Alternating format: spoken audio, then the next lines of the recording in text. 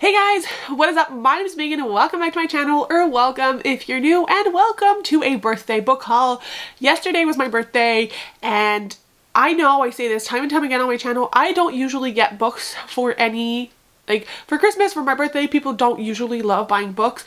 This year, however, I was proven wrong. I got a gift card to Indigo from my parents, my partner got me some books, and my wonderful friend Sara, who I have met because she watches my videos, has also gotten me some gifts, and it's kind of wild. I have a pretty big stack of books. I am extremely grateful and obviously wanted to share this with you guys.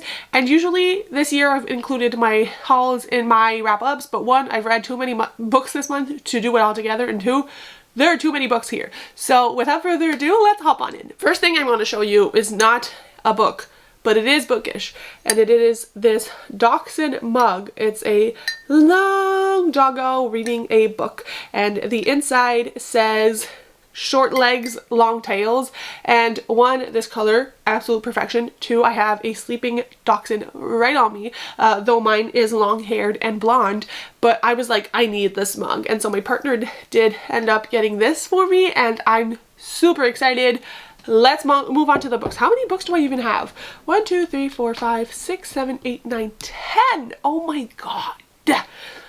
There's no particular order to this. I'm just grabbing and going. First thing on my list I did mention in my March diaries, and that is Edgedancer by Sanderson in the cute little novella forms that they did. And this was one of Sara's gifts to me, which I was so grateful. This is the first thing I received from Sara, and she made my entire week. I was not expecting anybody to give me gifts and was so happy. Edgedancer is a novella in the Stormlight Archive series, and if you have not seen my channel before, I have started reading Sanderson more seriously at the beginning of 2024, and I'm making my way through his books, and I love the Stormlight Archives, but I kind of skipped over the novellas, but Sara kindly got this for me, so I'm obviously going to go back and read this. This is Lift's story, who is one of my favorite characters. I absolutely adore Lift, and so I'm extremely excited to get to this. It's so tiny, it's so precious. Then we have The House at the Edge of Magic by Amy Sparks. This is the Indigo children's exclusive. It has these stenciled edges, and it is, I believe, a little bit of younger middle grade. This follows a main character named Nine, who is a pickpocket, and at the beginning of the story she essentially pickpockets this ornament, and this ornament ends up being kind of enchanted, and so there's this house that kind of pops out of it with its residence, and the house is cursed, and so our main character has to go on this journey to try to solve the curse of this house. This is a very short book. It's just over 200 pages, but it sounds so whimsical and so fun. It's kind of like something you would read in one sitting, and I love those kinds of middle grade books, so love the whimsy. Also just loved the style of this book, and I have heard nothing but great things from the people who have read this. Then we have Howl's Moving Castles by Diana Wynne Jones. I can't talk, I'm so sorry. I can't believe I haven't read this, and this purchase was very much inspired by Kiki's Delivery Service, which I read earlier in March and absolutely adored, and obviously they are both Studio Ghibli movies. This one I know is about this young girl who ends up being cursed, and she's trying to find Howl's moving castle, Howl, who is a wizard, I believe, and it all goes from there. Honestly, I just know I'm going to love this, and I do want to read this before I go and start watching the Studio Ghibli movies, because I haven't watched any of them, and I thought it would be a perfect way to start with Kiki's Delivery Service and Howl's Moving Castle. I know it's like everybody's favorite book. Fairy Loot made an edition of this. Like, it's a very popular middle grade story that transcends the general like middle grade reading population.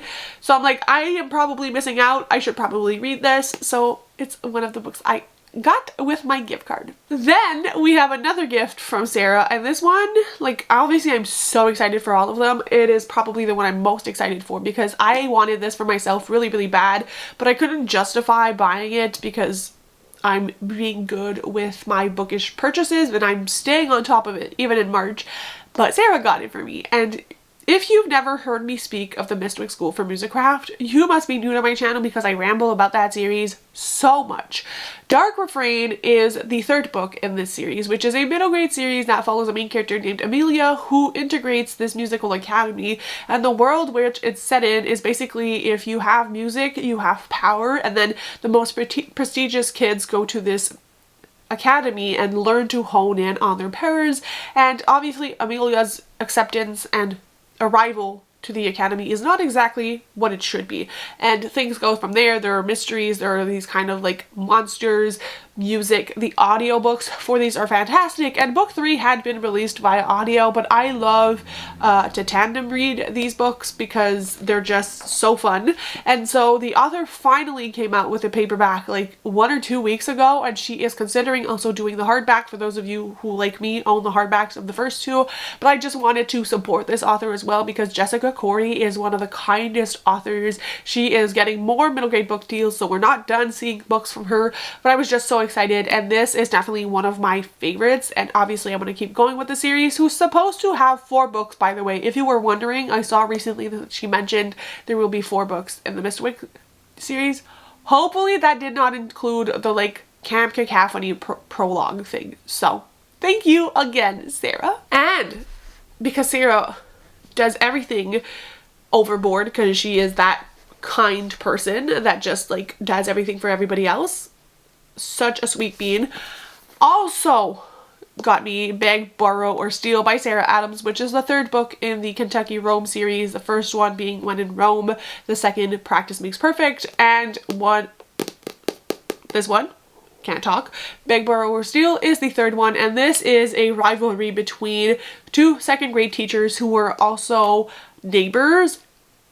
You guys, I love Sara Adams' writing. I've loved everything I've read by her thus far, though I haven't read her like entire catalog. And these tropes just sound like they're gonna hit so hard, and I have been wanting this since it came out. I think it came out like early January. So thank you, Sara, for all the wonderful gifts. You have outdone yourself. I am eternally grateful and just bless you. Thank you. Then I have something a little outside of my usual reading, and that is The Sword of Kaigen by M.L. Wang. This is the Indigo exclusive edition, which I think is pretty nice. I like the original cover. The most pretty edition is the Pages in Wick, but I don't have that. I have this, and this is a adult fantasy war story. I have heard that it is very dark, but I've heard nothing but excellent things about both the author and this book. It is kind of chunky. It's over the 600 page mark, but if I can read 1300 pages of Brandon Sanderson, I know I can do this as well. This was one of my most like priority fantasies that I wanted to add to my TBR, so when I finally got some gift cards and some people gifting me books, I was like, I'm going to take the opportunity to bring this on. Obviously, if I follow my 40% rule and vlog schedule, I should be reading this in April. I don't know if that will happen, but I'm extremely excited nonetheless. It's just, I've heard it is very like emotional and dark, and while I'm in the mood for that now, I can't read that now, and I don't know what April will look like mood-wise, so we'll see if it gets read in April or not. But either way, very excited to have added this to my collection.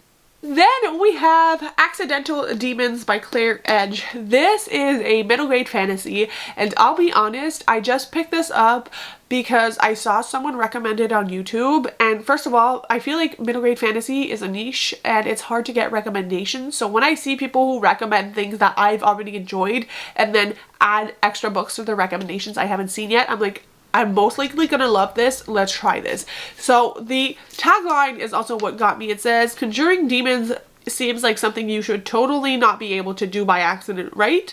Well, normally it isn't, but Bernadette Crowley is the perfect storm of magical accidents, and that just sounds like it's gonna be the best time. I love anything to do with demons and witches and curses and spells, and I feel like this is gonna be the perfect vibe. Plus the cover of this with like the little creatures makes me feel like I'm gonna love the side characters, which is also a win, and I really trust the person who recommended this. I will leave their channel down below if I don't forget, because I love supporting other creators who talk about middle grade, and I think this is going to be an excellent book.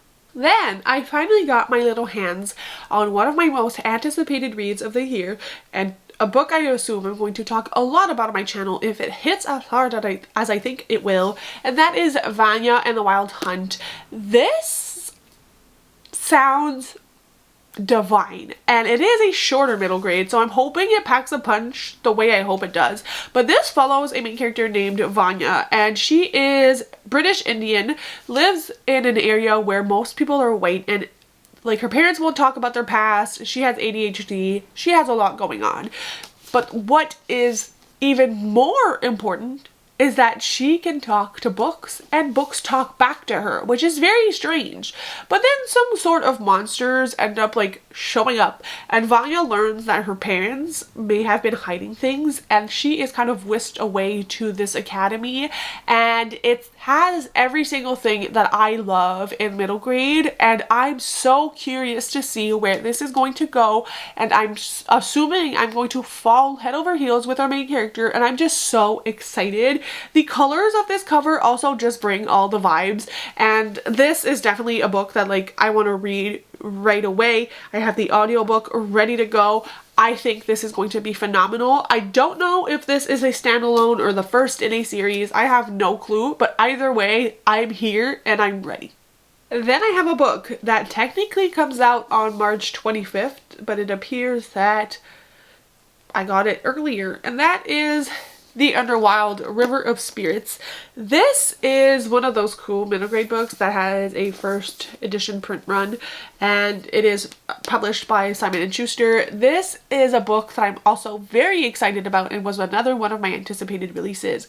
It follows a young girl who basically works between the land of the living and the land of the dead. She is what they call a farrier, and she basically brings souls into the underworld and is taught all these rules and how things should work and everything. She like tries to follow as many of the rules as she can until this young girl named Poppy comes in and is like asking for help in finding the ghost of her brother, and her main character should not help her, but then she interferes when the young girl is like swept into the river, and she kind of goes on this adventure with her. And obviously the setting of this is what is really intriguing me, and how all of this kind of underworld is going to work. It reminds me of a lot of my favorite middle grade books, and just like the myth and the lore and just the underworld in general is something you see a lot like with Rick Riordan and all of these things. So I'm very curious to see how it will be handled in this book, but either way, I think this is going to be phenomenal. And I'm assuming if we put so much love in the book's design, it's because Simon & Schuster has faith that this is going to be an excellent book, and I too have faith. So this comes out March 25th. If you're interested, you may even have received your copy early as well, but very hyped. And the last book I have obviously had to be Brandon Sanderson, and that is Yumi and the Nightmare Painter. I have the floppy, gorgeous paperback edition of this, and I had tried Yumi when the Secret Projects came out, and it did not work for me then, but I had not been really introduced to any of the Brandon Sanderson books aside maybe Way of Kings, and I feel very differently about fantasy now than I did before, and I know this is a lot of people's favorites. I was very much enticed into reading this, but honestly picked it up for myself because I do think I'm really going to enjoy this. Don't ask me what this is about, I can't even tell you, but I'm very curious to see how I'm going to feel. Obviously this will be accompanied by the audiobook. I listen to every Brandon Sanderson book while reading it at the same time, because that's how my brain understands the most out of fantasy, especially adult fantasy. So we'll see when I get to this. Again, technically I should be reading it in the month of April, but like, am I gonna get through these 10 books plus my TBR? We'll see, but it is definitely a priority because I'm trying to get to all of my physically like own TBR that I bring in the year of 2025. So we'll see what I think about this. If I like it half as much as I like Tress, it'll be a win. But if I don't, I'll be kind of sad. But yeah, those are all the books, you guys. It is a huge stack, like a massive stack of books. Like, this is incredibly exciting to add to my bookshelf. I feel so grateful and so honored that like people think of me and give me gifts. Obviously it is never mandatory, and I appreciate every single one of you who wished me happy birthday. I thank you all so much for supporting my channel in every way, shape, or form. It is the best gift that I can get. And yeah, let me know down below what I should prioritize, what you want to see reviews of. Please let me know, and I'll see you very soon with another video. Bye guys, happy reading.